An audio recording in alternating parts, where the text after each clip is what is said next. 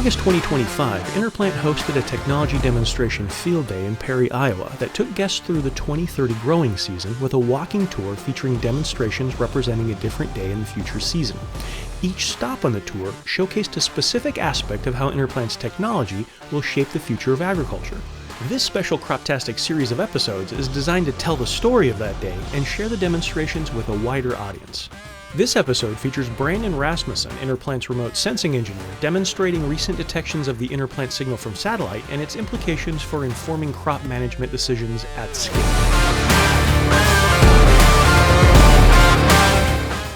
So thanks everyone for coming here today. We just heard from Gary where we are at 2025.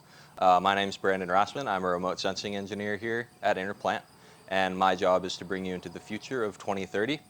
I'm going to talk a little bit about exactly the ultimate system that we see for detection and how we can bring a lot of value to farmers, and the traded system where we have seeds in every plant on every farm. So I'll start off by explaining the basic benefits of satellite detection. So ultimately, when you want to cover a lot of ground and you want to localize signals, satellite is the way to do it. It gives you access to all hours of daylight. It gives you, and you can see anywhere on the planet. So ultimately, that's what we want in our product, is to be able to plant seeds anywhere and localize exactly where plant stress is happening and identify that stress. So ultimately, we have to do that at a cheap cost. So while we're going to provide multiple modalities, and we're going to talk about that today, our first line of defense has always been satellite, and we're excited to show you how it works today and why we're confident that by 2030 we'll have a functioning system. So in January 2024, we had a really exciting situation of our first detection. This was first satellite detection. This was a 10-acre plot where we finally had enough seeds to cover 10 acres in our calibrator plants. These calibrator plants are plants that are always glowing rather than responding only to stresses. So what you're looking at here is this single field planted in Argentina, and a image taken by Nmap, which is a German hyperspectral satellite. So you can see very clear differentiation of all of the surrounding soy and corn, and you can see very clear detection. So after this first detection in the south, we came to the northern field season and wanted to make sure it wasn't a fluke.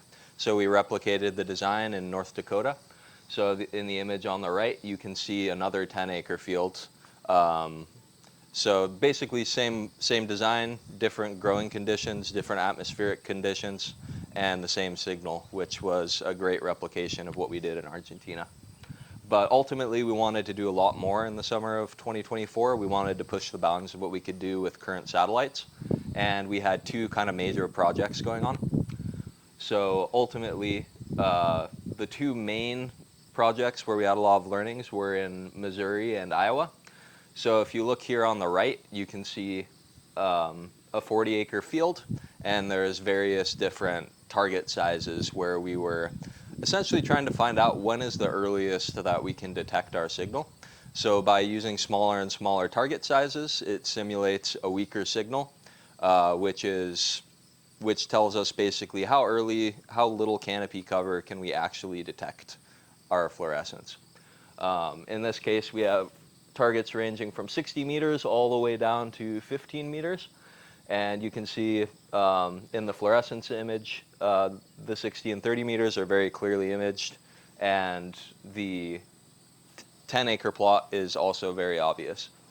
The other experiment that we had going on was in Iowa, and here we had a less complicated set of targets where we had 4 10-acre blocks, and we did various different mixtures of our calibrator plants with a complementary commercial variety.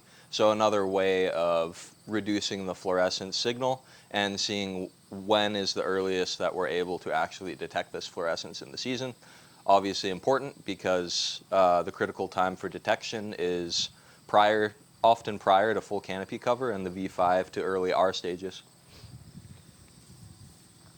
Ultimately, though, we're only at the tip of the iceberg now. We've worked with several different imagers, verified it with several different imagers, shown that we can detect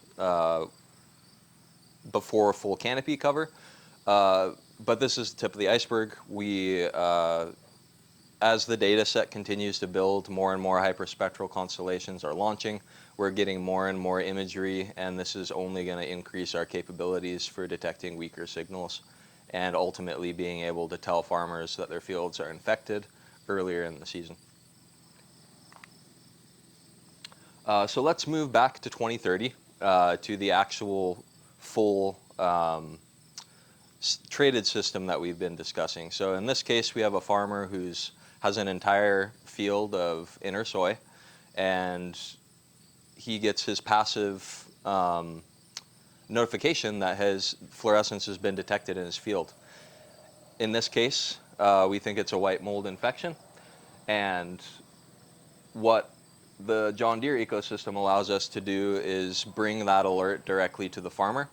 We're going to show a few different use cases where upon detection of that infection, the farmer gets to choose what they want to do depending on field conditions. So first we'll talk a bit about a drone use case where we want to image at higher resolution and find exactly where the white mold infection is strongest, which will obviously allow more targeted treatment.